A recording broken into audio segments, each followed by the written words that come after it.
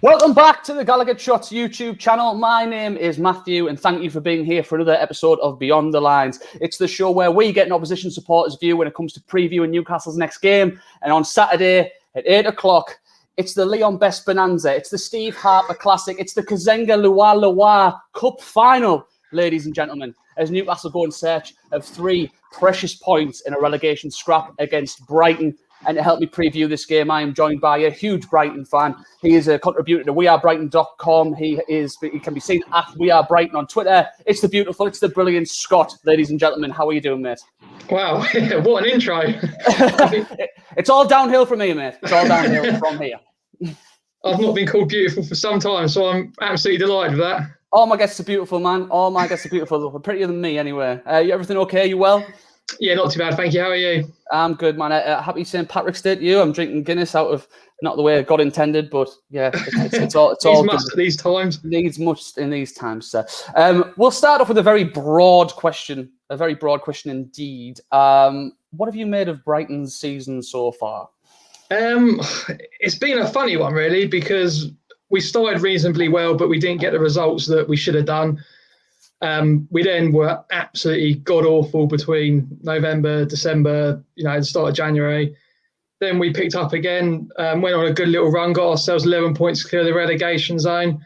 But since winning at Anfield, we've managed to, get dragged back in again. So it's just, every time you think we're moving clear or we're going to get somewhere, it just seems to go back to square one, really. And it's quite frustrating. I can appreciate that because, moving on, plenty of people, me included, are very envious of your style of play. The amount of people who say Brighton play good football, they'll do it the proper way. And then you seem to be just there or thereabouts in terms of safety. Like you've said, 11 points clear, and then it's just been this. I didn't even realise this run of form that you went on until I had to look at the table from behind my sofa, through my fingers, and realised, we're in it with Brighton. But then again, that doesn't make me feel great because I feel Brighton have got enough to get out of it. But we'll come to that. But talking about your style of play, would you prefer to learn the dark arts a little bit more, play a bit dirtier, if it meant better results? Because you are playing a great style of football, it's just not leading to the results in the long term. Yeah, I think we've basically gone from one extreme to the other, because when with Chris Hughton in charge, we were hard to beat. It was defensive football, was dogged, but you knew that you'd always get just enough points to get over the line. And then obviously that kept us up for our first 2 seasons in the Premier League. Then you've got a decision to make, really, because playing that style of football will only get you so far. So, the club took a huge gamble in appointing Graham Potter, and, there was always a chance it wasn't going to work out, because you look at teams like when Stoke got rid of Pulis, for example, and, Charlton and Kirbishley, Southampton, when Southampton ditched Claude Paul, didn't they? And then they were nearly relegated the next season. All these teams who wanted to get rid of, solid managers with a solid style in favour of something a bit more expansive, and it never really worked for them. So it was a huge risk. And, last season it seemed to be paying off, because we got 41 points, which was our best ever total in the Premier League. And you just thought that's a good platform to build from. But this year we seem to have gone backwards a bit in terms of points. And like you say, the style of football is great to watch, but at the end of the day, would you rather have fans of every other team saying, "Wow, Brighton are great to watch, but you're going to Luton and Rotherham next year," or would you be a bit more streetwise and stay in the Premier League? So it's a tough balancing act. But I think it depends if you play stock in XG and stuff like that. With expected goals, expected points, we should be 5th in the table. We're one striker away from being a really, really good team. And I think that's the most frustrating thing, because you can see what Graham Potter's trying to do. You can see what he's trying to achieve. And we just a little bit, and the margins are that tight that we could end up being relegated. Yeah. Well, if we look at expected chances and expected goals, Newcastle are exactly where they should be. So we're nothing but consistent. You've mentioned Graham Potter there, mate. Brings me on to my next point. Obviously, he's been trying to instill this new philosophy. Like you said, it was a big risk. He came in to play football the right way and had, decent results last season. If you were to go down, if the worst was to happen, spoiler alert, I don't think that's going to happen. But if you were to go down, would you keep Graham Potter on? Are you a fan of Graham Potter overall? I'm still very much in the the jury's out camp. He does the style of football's good, and the results. We beat Spurs, we beat Liverpool, 2 fantastic results. But then on the flip side, this season we've won 1 home game all season. We've won 2 home games since the start of 2020. 2 home games in 15 months. That's not really good enough. You also look at our home record. We failed to beat West Brom. We failed to beat Burnley. We failed to beat Fulham. We scraped to draw in the last 5 minutes with 10-man Sheffield United at the Amex. And that is, in a normal season, that's the form of a side that's going to get relegated. Yeah. But I think the important thing with Potter is he's young. This is only his 3rd season managing in England. He's learning. And for all these, he makes bizarre team selections. Yes, his game management is poor. But as long as he keeps learning, you can see that he's got the tools to get to the top. And I think it's a very, very difficult sort of balancing act for Brighton, because you can see you've got a really, really talented manager here, but at what risk? Because do you take the risk that you're going to go down, which is obviously, it's bad news in normal times, isn't it? But with COVID, finances in football are a complete mess. It's not a good time to be getting relegated. So I personally think that if we went down, the club gave him a 6-year contract after 4 wins, and they're not then going to turn around and go, oh, do you know what, we've ballsed this one right up and sack him. So even if we go down, he's still in a job. And you look at sort of Norwich this season and, Burnley when they've gone down, and you think it's probably the right thing to, if you've got a manager who you think, it's not worked out this season, but you've got a manager who has got potential and who has shown that there's enough about him, I think you stick with them in the hope that they bring you back up, and then they're stronger for the experience. Yeah, I agree from your sense, definitely. I think if I were a Brighton supporter, if he's went down, you'd want to keep him for that reason. As for Newcastle, if we go down or when we go down, I certainly do not want to be seeing that gentleman in charge ever again. But, such is life. I think we're stuck with Steve Bruce for a while now. But we'll move on to your squad now. Your players. I've always, when I think about Brighton, I know it's a trope that's you've been beaten over the head with a million times. Your problem is scoring goals. Your back line, I was looking at who you started with at the weekend, and you've got the likes of, it's a big back line. It's always been like a physical one. You've got Lewis Dunk, Ben White, and you've got the big Blythe boy Ben, who's probably going to, have a hand in relegating his boyhood team. It's just on the other end that can be troublesome. Now, you've got Neil Maupay there. He can score the odd goal, but you've got Danny Welbeck as well. And if he's fit, do you see him having an effect on your team? Is he a good foil for Neil Maupay? Yeah, you can tell sort of our issue is that the way Graham Potter wants to play, you've got to have very, very good technical footballers to do it. Sort of, the quick pass and moves, they've got to be intelligent. And another thing that lets us down is we don't really have players who are in that ballpark, with the exception of Welbeck and Lallana. And you can see when those two are on the pitch together, like our goal against Southampton was brilliant. It was Lallana threading a pass through a tiny goal, gap. Yeah, very good. Lallana threads it through a tiny gap, which no other player on the pitch can do. Welbeck with a perfectly weighted one-touch layoff into the path of Trossard, and that's the difference. That's what quality brings. And we're in the sort of position where Brighton are never at this stage going to sign players that good who are in their pomp. So you've got to take a risk on the likes of Welbeck and Lallana that you get them in, and okay, they might spend half the season injured, but for the half they're fit and available, they can make a real difference. And I think it has shown, because when we signed Maupay, it was originally as a Glenn Murray replacement, but the more he plays and the more chances he misses, you can see that he's definitely more suited to being a second striker. Yeah. So having Welbeck alongside him is great, because Welbeck can create the space. Maupay doesn't have to worry about scoring, which he struggles with, and we look a much better side for it.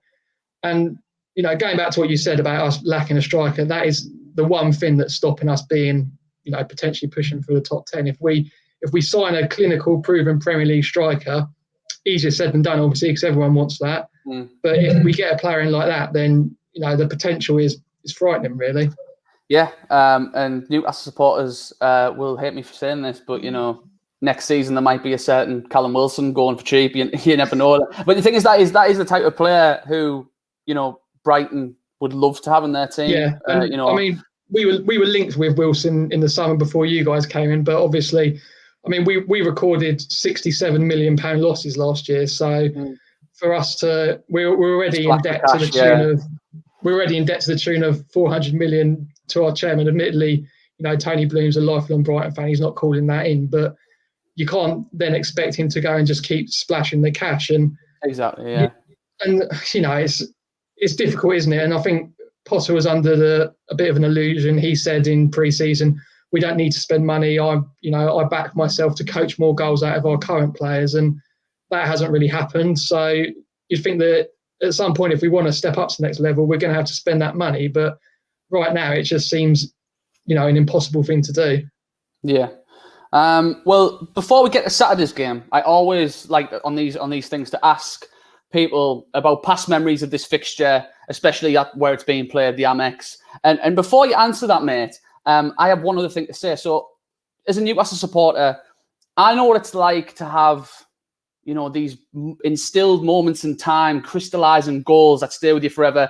You've got like Bergkamp against Newcastle when he spanned Davies Aston O'Brien along, and people think that was a fluke. But then you've got Rooney's volley at Old Trafford. You've even got Ronnie Bastard Radford that gets played against Hereford. That gets played all the time on FA Cup weekends. So I know what it's like to have them goals scored against us. But what was it like to have the best goal ever scored against you guys? I mean, of course, I'm referring to Mo Diame's magical finish at the Amex in the Championship season. What was that like? I'll tell you what, that just sums up being a Brighton supporter perfectly. It just loops up in the air, deflection here, deflection there, and you just think, how unlucky is that? But then, I mean, improvisation. At that point in time, it looks like, Newcastle should be going on to claim the title here. And then we lost to you, and I think we'd lost to Huddersfield just before that. But then we only lost maybe once or twice more all season. And, we were 7 points clear with 3 games to go. And then David Stockdale lets a 30-yarder from Jack Grealish through his legs in the last minute, and the title's on its way to St James's Park. And I'm not sticking the boot in here. This is the past, We're heading back there, but didn't the game before that, didn't Stockdale score 2 own goals or something? Granted, they weren't like howlers. There's one where it hit the bar. It was against Norwich or something like that. Yeah, we went to Norwich on I think it was, we had Friday night in Norwich where we could have won the title if we won. He scored 2 own goals and we in 20 minutes and we lost 2-0.